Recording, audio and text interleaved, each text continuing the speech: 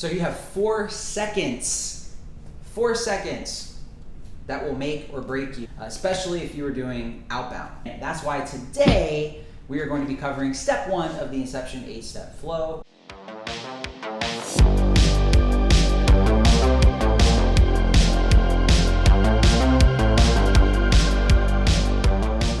What's up everyone, Dylan Starr here. Welcome to the channel.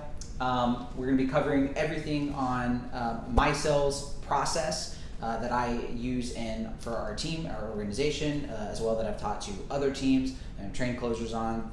Literally taking brand new newbies and let them use this process. They're still able to get results even without skill level. And I'm a very, very firm believer in developing your skill over time, but relying on process first as you do so. So today we're going to cover step 1 of the Inception 8-step flow, which is the intro, right? Step 1, introduction. If you've been following along, you already know what all the 8 steps are from the overview video and should be caught up to this point. If you have no idea what the heck I'm talking about, I will link down in the description so that you can watch all the previous videos of this series so that you are caught up here, because it's going to be very, very important for you to be caught up to this part. So the introduction is very self-explanatory, right? So I'm going to give you 2 scenarios here, right?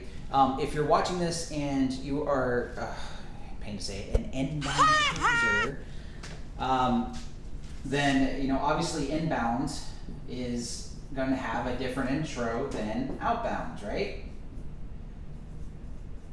Right. So an easy way to be able to explain this is basically expected versus unexpected.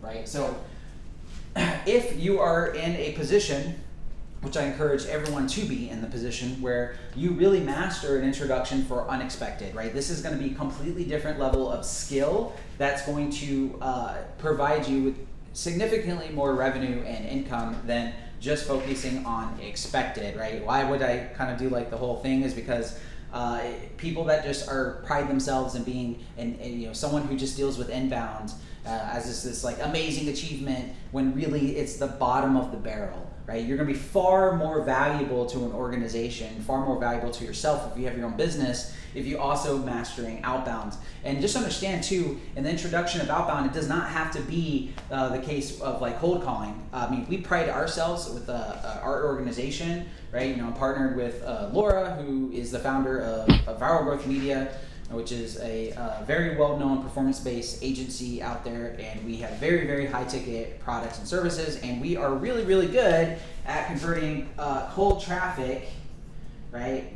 Actually just turning cold audience into deals, right? And we do that completely through outbound, right? So why? Because other agencies and B2B companies out there just want to focus on not having enough leads. They want to sit there, wait, hope and pray that somebody watches a video, turns to an inbound call, and it never does. So people don't like doing outbound, but after you watch this video and I tell you how to deal with the introduction, which is the first step here, you're going to know how to do the introduction effectively and really become a master at this, of really taking cold and turning cold outbound or cold outreach or warm outreach and turning into appointments, okay?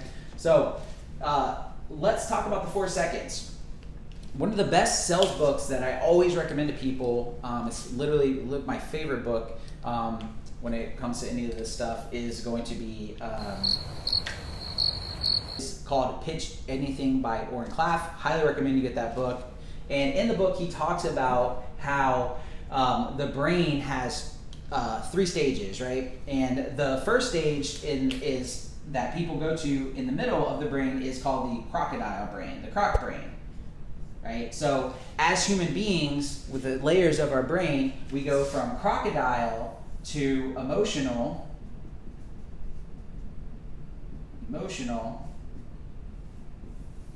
to logical, right? So knowing this, what is the crocodile brain? Well, the crocodile brain is the part of your brain that stimulates a fight or flight response, right? If something happens, boom, right? There's an explosion around in your city, and all of a sudden, you feel the heat coming near you. Everyone's panicking. There's smoke up in the air. What happens, right? You see a crowd. First thing that happens is you run, right? Or you hear a gunshot coming out in the thing, right? Your brain can't perceive what's going on, right? It sparks the fight or flight. Now, if you're doing an introduction and you're doing outbound as an intro, there's one of like two things I want to clarify here for the 8 steps, okay?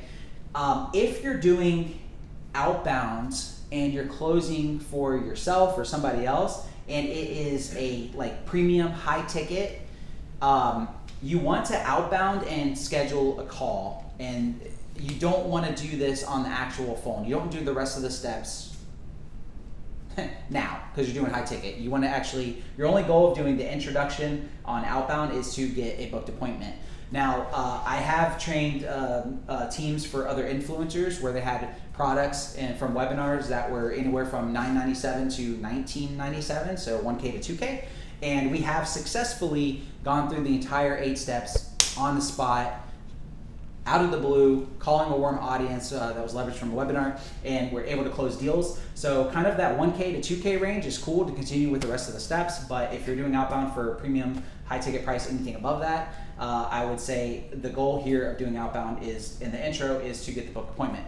So fight or flight response, what that means is, let me give you an example. If I call you out of the blue and you have no idea what my number is, same thing, you guys get this all the time, right? You don't know who it is. The first thing that goes into your mind is, who the heck is calling me, right? You think it and they think it. So if you don't recognize a number and you're like, who the heck is calling me, and you think it's a telemarketer, well, automatically your guard is up, right? As soon as you say hello.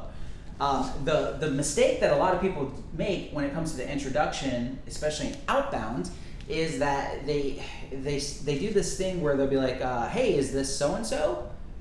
Right? I see it all the time, right? And now don't get me wrong, I know a lot of people who do the whole, hey, is this blank?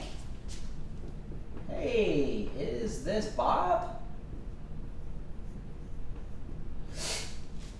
Hey, is this Bob? That's cool. Now, I know people who are really good at have good tonality and they can finesse this and they get away with it, but again, the goal here is to not spark fight or flight. So how you want your introduction to be in the outbounds is you want your intro to automatically let the prospect know and connect why you're calling, okay? And again, this is why, if you have not seen the planting the seed video, you're gonna need something to leverage when you're doing outbound. So one thing that we have leveraged in the B2B space before is emails, sending out emails first, getting on the phone and leveraging the email. So in this case, it would be, hey Bob, this is me.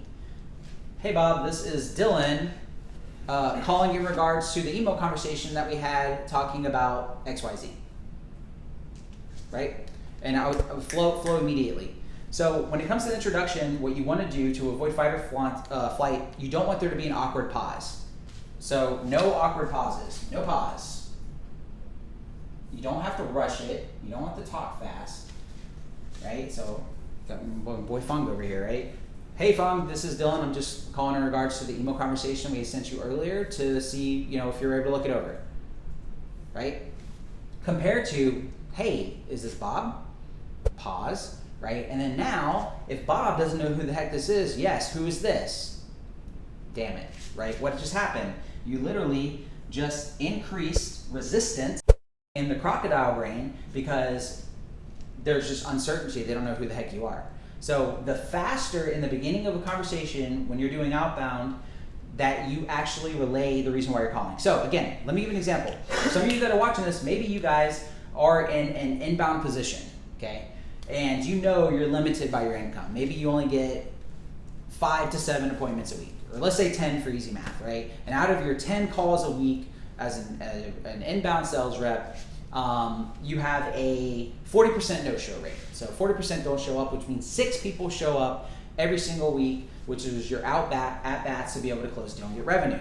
Well, if you learned one extra skill of mastering the intro and all these people watch the webinar, well, now you can go to the list of the company and get those phone numbers if they have phone numbers and call every single person that didn't have the webinar. Why? Because you're sitting on your butt and twiddling your thumbs.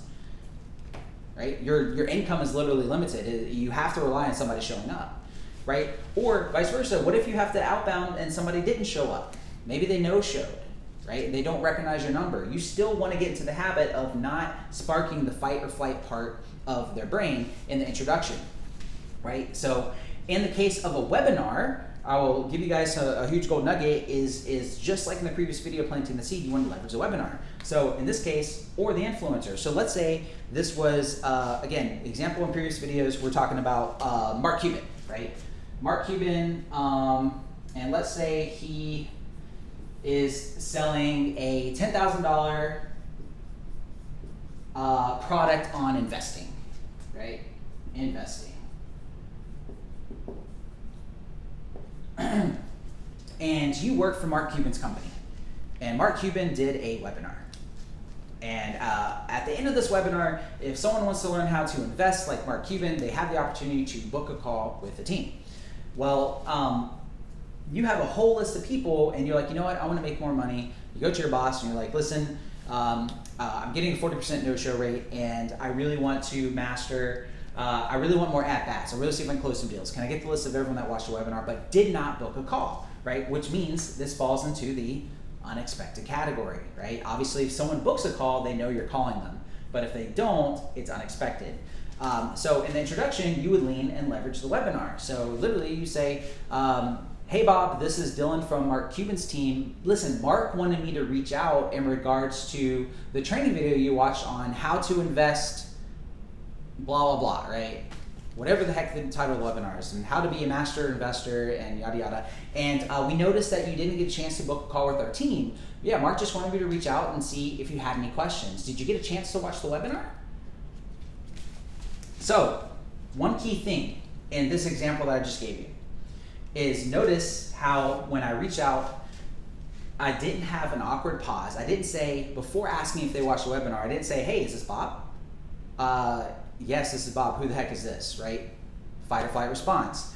But if I talk and control my tonality and I literally give them the reason why I'm calling and let their brain remember, the more detail that you can connect the brain to your call, the less resistance in the first 4 seconds you're going to get. So, hey Bob, this is Dylan from Mark Cuban's team. Listen, Mark wanted me to reach out to you because he saw that you watched his training 2 days ago on how to become a master investor, but you didn't get a chance to book a call with our team. So he just wanted me to reach out to you and make sure everything's okay. Did you have any questions in regards to the training, or did you just not get a chance to check it out?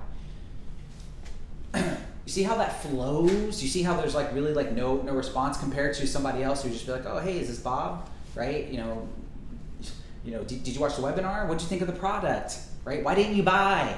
No, none of that, right? You want it to flow and you want it to sound natural and you want it to sound normal. Now, notice too in the introduction that from the outbound sense that I always ended in a question.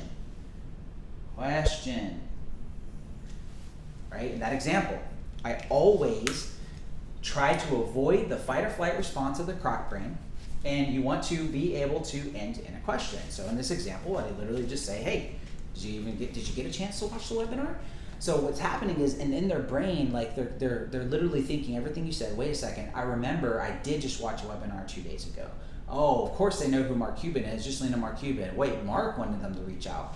So whatever you have to leverage in your organization, obviously, you're going to have to script that out. You're going to want to test different things to try to really finesse and battle with not getting resistance. Guys, that's a warm audience. Like, so I want you to understand, if somebody watched a webinar, like that's really warm, right? So you have cold and you have warm. Like, I promise you guys, if we can literally cold call people like out of the blue, and our team has gotten this so dialed in from me teaching them this process that I knew the next part, and when I say our team, I literally took people who have never done outbound before, never done cold calling, ever trained people on this. And with a 90-day time frame of them learning this, some of them within the first 30 days, just from cold calling individuals for our business and booking calls, they got so good at not sparking this fight or flight response that I was doing the closing calls because I needed to train them on the next step of how to actually incorporate all these steps and actually close deals. That I was getting about 5 to 7 calls back to back a day that they literally flooded me, and I became the bottleneck of the business because I I just couldn't remember, I couldn't follow up. I had so much on my plate. So then I had to take a step back and teach them how to actually close deals. So this process will absolutely work, especially if you're doing any type of cold calling. Now, how does this differ in step one if you are handling inbound? So inbound is, again, expected, right? So, well, wait a second. What if, well, Dylan, it's expected. This is an inbound call. They booked it. The introduction is not important. Wrong. What happens if you're watching this video and someone booked a call, they requested it, and it's a phone call, but they forgot about it, right? What if Bob books an appointment onto your calendar for Wednesday at 4 p.m. and he completely forgets about it, and then you call Bob Wednesday at 4 p.m., guess what? He doesn't recognize the number, right? Even though it's expected, Bob forgot that you're calling him, so the intro still matters. So in this case, if it's expected and they forget, you always assume, if it's a phone call, always assume that you're gonna have to leverage something. So in this case, your introduction would change, right? Hey Bob, this is Dylan. I'm just calling in regards to the call that you requested with us today at 4 p.m. Does the next 30 to 45 minutes still work for you? Right? Again, if he answers and he forgot about it, guess what the next thing Bob is gonna say? Bob's gonna say, oh crap, I completely forgot, right? Compared to, hey, is this Bob? Yeah, who is this? Right? Then you have to relay it. But get into the habit of connecting their brain for the reason why you're calling immediately. Now, if this is inbound, maybe you're doing things like we do, right? You have Zoom calls, Zoom appointments, people come on, right? A lot of people take the introduction, and you guys know the importance of setting the agenda, right? There's a huge mistake when it comes to setting the agenda, and my worst cringe when it comes to inbound on being on calls that I hate with a passion and I hear people say this to me when I'm on the other side of the spectrum is I'd like to go ahead and set the agenda for this call. Right? Guys, don't actually say that you're setting the agenda for a call. Like that is so cringe, and that's not what the purpose of it is. All the purpose of the agenda is just to let them know what the expectations are, why you guys are even on today, so that you can maintain the frame of the previous conversation, right? So, for instance, if this is an inbound call, you are on Mark Cuban's team. MC, they watched a webinar.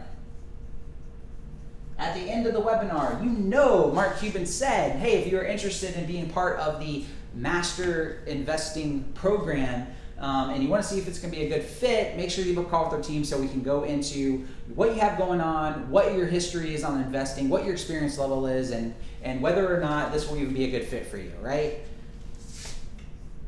Fit, question mark. Cool. So now when it comes to the agenda, your introduction is, and your script is going to be a little bit different. You're going to literally just say, hey, awesome. Again, so welcome Bob. Good to see you today. And just to confirm, right, is the next 45 minutes to an hour, does that still work for you?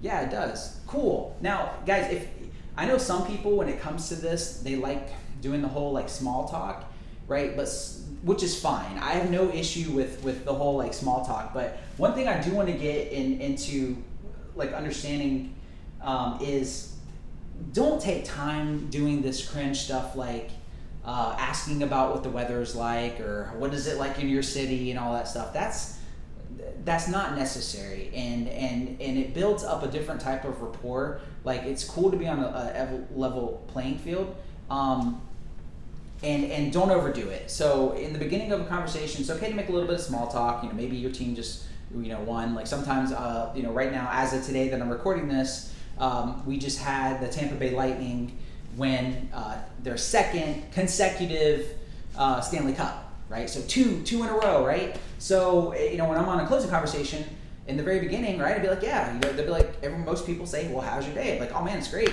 We're pumped. The whole city's pumped. Lightning just won 2 Stanley Cups in a row. They're like, yeah, I saw that. That's amazing, right? And that builds like a little bit, right? So I don't take too much time into that, and then boom, right into the introduction. So you want to get to setting the agenda as soon as possible in your intro. So in this case, setting the agenda will be, hey Bob, great, 45 minutes works for you. Well, yeah, listen, what we'd really like to do today and cover is, I know that you watched the webinar and you were able to see the training, and really wanted to see, what really motivated you to want to get into investing, and also see if possibly the program would be a good fit for you, right? But before we get into that, I'm going to ask some things I want to know. Is it cool if I ask you some questions?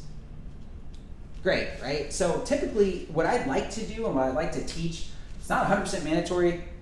Really, the biggest thing with the intro is from the outbound perspective, avoiding fight or flight response. And then here is, really getting someone's permission, right? Getting permission, right? So what happens if you get resistance, right? So all of a sudden you say to Bob that, hey, the reason that we're on the call today is because I know you watched the webinar, you saw his training, and you wanted to see if this is going to be a good fit for you, but as well as a good fit for us, right? Why would we say that? Because again, like in the previous videos, we're qualifying, right? Qualifying.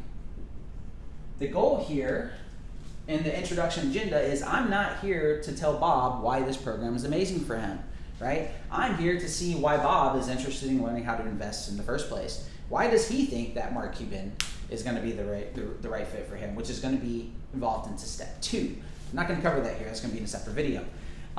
So after we cover the whole qualifying thing, we say to Bob, hey, I need permission. Well, yeah, real quick. Bob tries to take over the conversation. Right? You set your agenda, you do it right, you build your rapport, you talk about whatever, and then you ask for his permission to be able to ask him questions, and then Bob tries to fight for control of the conversation, right? And say, well, no, but before that, right? I have some questions. Right? You guys cover this, and how much is this program? Like, well, how's all this stuff work? Right?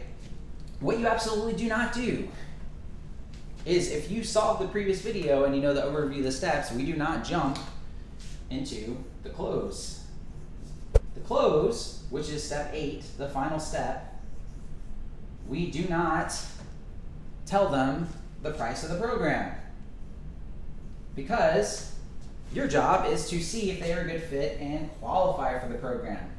Your other job is to also build the value of the program. So the value must be up, right? How can I justify a price and build value if I don't do the rest of the steps? Don't cave in. People will fight for control, and they want to base it off a price. It is your job in this phase, if somebody gives you resistance here and it's permission, to say, listen, I know you have tons of questions. There's a lot of different ways that we can go and obviously serve you, but I gotta be honest with you, I don't know which route is even the best fit for you. Like, were you just on this call today because you wanted to just go and shop around and price hunt? Or were you on this call today because you were serious about wanting to learn how to invest and learn from Mark Cuban? So I want to make sure that I'm respecting your time here, right? You gotta be confident and fight for control and get it back, right? So obviously, look, Bob, you booked this call for a reason. I know you have a ton of questions and stuff. What we'd really like to do is see what you have going on, and even see if we are in the position to be able to help you anyways. And so I would love to tell you about the options, how we can serve you, and I will.